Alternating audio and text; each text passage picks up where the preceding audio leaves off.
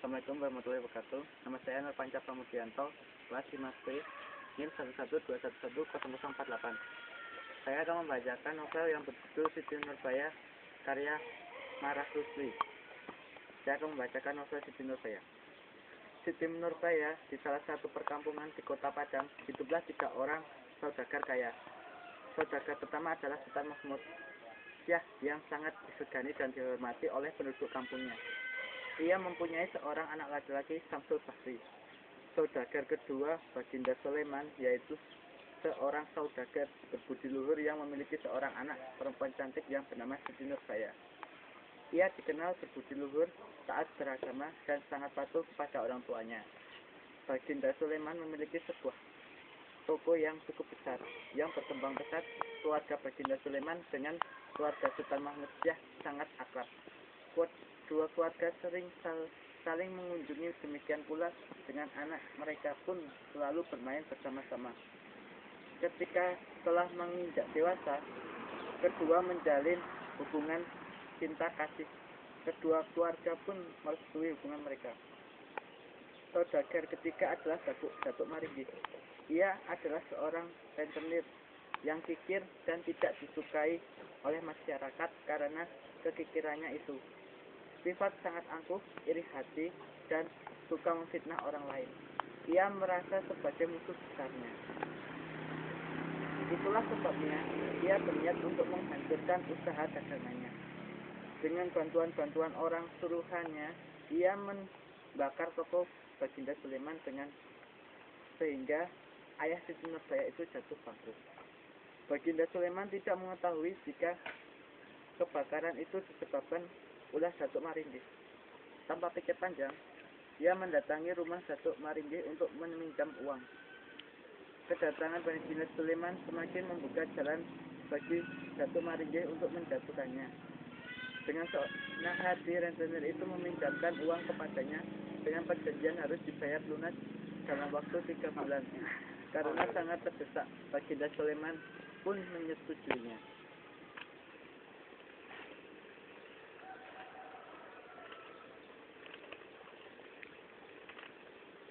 3 bulan kemudian, Datuk Maringgih menagih hutang Baginda Sulaiman sesuai dengan perjanjian mereka. Namun Baginda Sulaiman tidak mampu melunasinya karena jumlah pinjaman itu menjadi 3 kali lipat. Ia pun menjadi bingung. Datuk Maringgih mengancam bila Baginda Sulaiman tidak melunasinya hutangnya, ia akan melaporkannya ke kantor polisi. Namun ia memberikan kemungkinan lain, yaitu hutang tersebut dianggap lunas bila ia menyerahkan Siti Nurbaya menjadi istri mudanya. Hati Baginda Sulaiman menjadi sangat bingung. Ia tidak ikhlas menyerahkan anaknya kepada rentenir itu. Ia pun memilih tawaran pertama. Siti Nurbaya secara diam-diam mendengar semua pembicaraan ayahnya dengan Datuk Maringgih. Ia sangat mencintai ayahnya dan tidak ingin melihatnya menderita karena masuk penjara. Gadis itu pun keluar dan menyatakan kesediaannya untuk menjadi istri Datuk Maringgih. Sementara itu, Samsul Bahri sedang berada di Jakarta untuk menuntut ilmu. Ia mengetahui kabar tentang kekasihnya yang akan menikah dengan Datuk Maringgih melalui surat yang dikirim Siti Nurbaya kepadanya. Betapa sedih hati pemuda itu karena ia akan kehilangan kekasihnya. Ia tidak dapat membayangkan penderitaan yang akan dialami kekasihnya bila dalam genggaman Datuk Maringgih. Tak lama kemudian, Baginda Sulaiman jatuh sakit.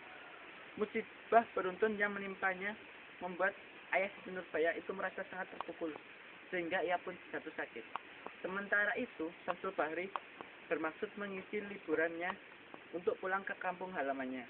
Pemuda itu segera menemui kekasihnya. Bukan main senangnya Siti Nurbaya melihat kedatangannya. Ia pun segera mengajak Samsul Bahri untuk duduk di bawah pohon beringin di dekat rumahnya.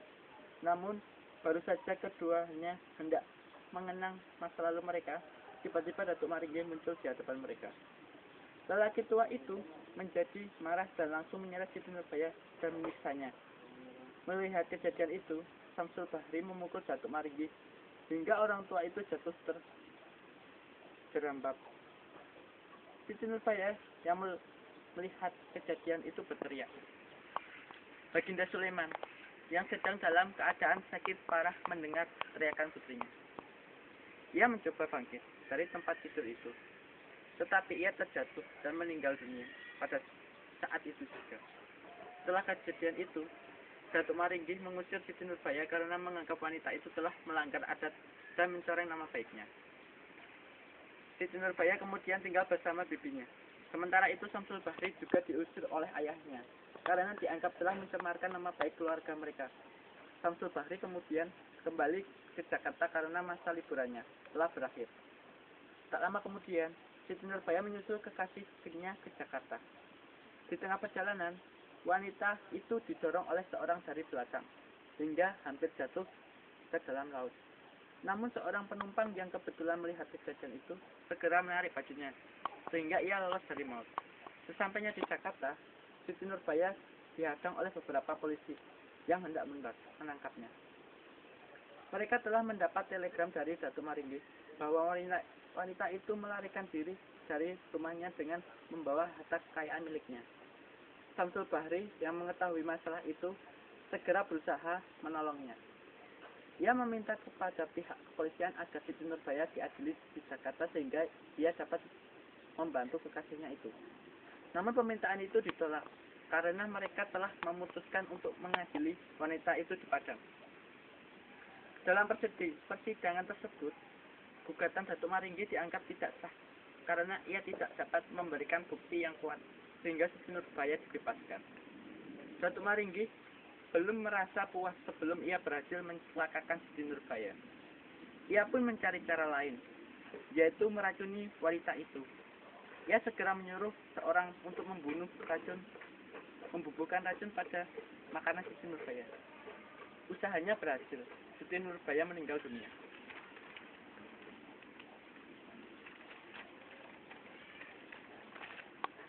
Pada saat itu juga, berita kematian Siti Nurbaya didengar oleh Samsul Bahri.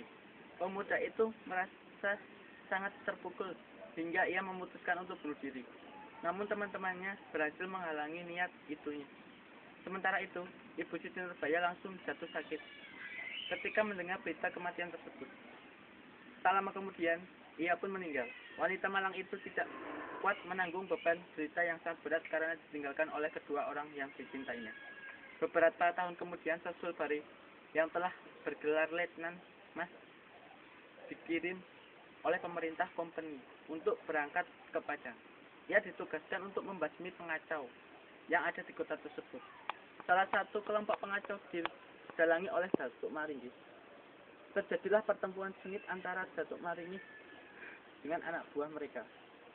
Berhasil membebaskan pedagang pada tubuh Samsul Bahri. Namun dengan kesikapannya, pemuda itu langsung menembakkan peluru ke arah Datuk Maringgih, hingga ia terjatuh dan meninggal dunia. Sedangkan ia sendiri mengalami luka parah.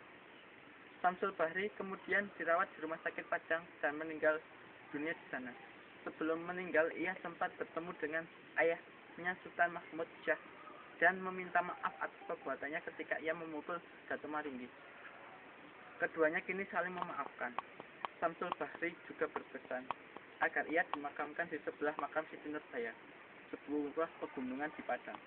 Permintaan itu dikabulkan, kini kedua kekasih itu tak akan terpisah lagi untuk selama-lamanya. Waalaikumsalam warahmatullahi wabarakatuh.